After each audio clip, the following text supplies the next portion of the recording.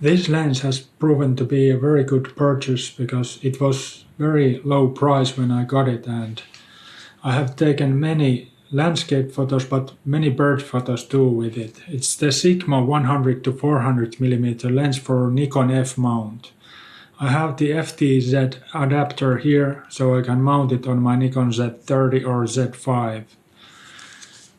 I mean, you don't have to buy the most expensive lens to get good photos. I will share a few photos I recently took on this video after I'm finished talking. So here you go.